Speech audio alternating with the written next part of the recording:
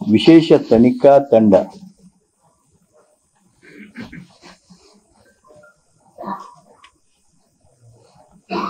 SIT ಸಲ್ಲಿಸಿದ ಆರೋಪ ಪಟ್ಟಿ ರಾಜ್ಯಪಾಲರು 29/7/2024 ಸ್ಪಷ್ಟೀಕರಣವನ್ನು ಕೇಳಿದ್ರು. ಇದು SITಗೆ 8/8/2024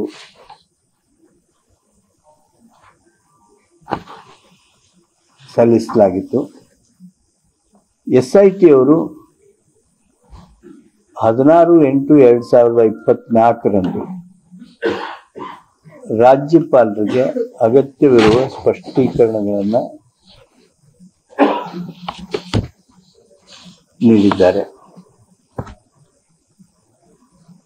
ಜನಾರ್ದನ್ ರೆಡ್ಡಿ ಅವರದ್ದು 4ನೇ ಪ್ರಕರಣ, ಅರ್ಜಿ ದಿನಾಂಕ 13/5/2024. ಭ್ರಷ್ಟಾಚಾರ ತಡೆ ಕಾಯ್ದೆ PC ಆಕ್ಟ್ ಸೆಕ್ಷನ್ 19 ಮತ್ತು CRPC current provisions as per BNSS 197 ಅಡಿಯಲ್ಲಿ ಅನುಮೋದನೆ ಮತ್ತು ಆರೋಪ ಪಟ್ಟಿ ಸಲ್ಲಿಸಲಾಗಿದೆ. ಈ ಬಾಕಿ ಇರುವ ಈ ವಿಷಯಗಳಲ್ಲಿ ತೀರ್ಮಾನಗಳನ್ನು ಶೀಘ್ರವಾಗಿ ತೆಗೆದುಕೊಳ್ಳಲು, ನ್ಯಾಯದ ಪ್ರಕ್ರಿಯೆಯನ್ನು ಸುಗಮಗೊಳಿಸಲು ಈ ವಿಷಯಗಳಲ್ಲಿ ಮಾನ್ಯ ರಾಜ್ಯಪಾಲರಿಗೆ ಸಂವಿಧಾನದ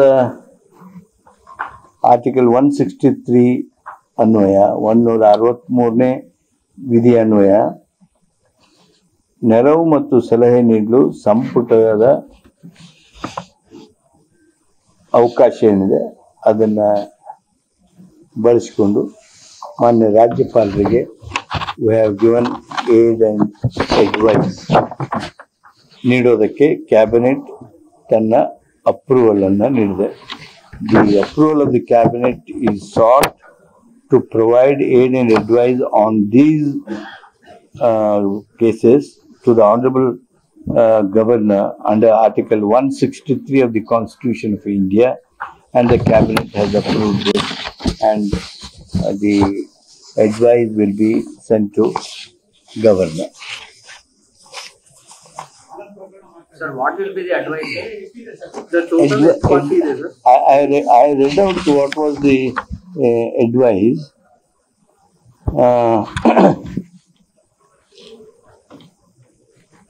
ಭ್ರಷ್ಟಾಚಾರ ತಡೆ ಕಾಯ್ದೆ 770 ಅಡಿಯೊಳಗೆ ಈ ಬಾಕಿ ಉಳಿದಿರ್ತಕ್ಕಂಥ ಏನು ಪ್ರಕರಣದವು, ಈ ಪ್ರಕರಣದ ತನಿಖೆ ಆರೋಪ ಪಟ್ಟಿಗಳು ಸಲ್ಲಿಸಲಾಗಿರುವಂತ ಈ ಸಂದರ್ಭದೊಳಗೆ ತಾವು ಅನುಮೋದನೆಯನ್ನ ಕೊಡಬೇಕು. ಆಮೇಲೆ 4 ಪ್ರಕರಣಗಳಿವೆ. ಇಲ್ಲ, 4 ಚಾರ್ಜ್ ಶೀಟ್ ಆಗಿಲ್ಲ. ಜನಾರ್ದನ್ ರೆಡ್ಡಿ ಅಂಡ್ ಕುಮಾರಸ್ವಾಮಿ. ನಮ್ಮ ಇವತ್ತು ಈ 4 ಪ್ರಕರಣಗಳ ಬಗ್ಗೆ ನಮ್ಮ ಏಡ್ ಅಂಡ್ ಅಡ್ವೈಸ್ ಅನ್ನ ಕಳಿಸಿದ್ದೇವೆ. ಅಂತ ಸದ್ಯ ನನ್ನ ಹತ್ರ ಮಾಹಿತಿ ಇಲ್ಲ. Come to next subject.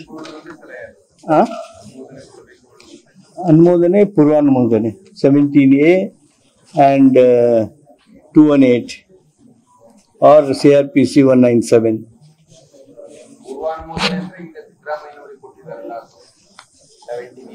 17A and 218.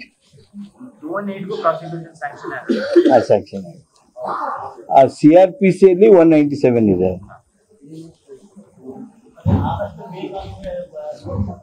ಶೀಘ್ರವಾಗಿ ಅಂತ ಸರ್, ಇದನ್ನ ಅವ್ರು ಅಕ್ಸೆಪ್ಟ್ ಮಾಡೋದು ರಿಜೆಕ್ಟ್ ಮಾಡೋದಲ್ಲ ಸರ್ ರಾಜ್ಯಪಾಲ? ನಮ್ಮ ಪ್ರಕಾರ he is bound by our advice.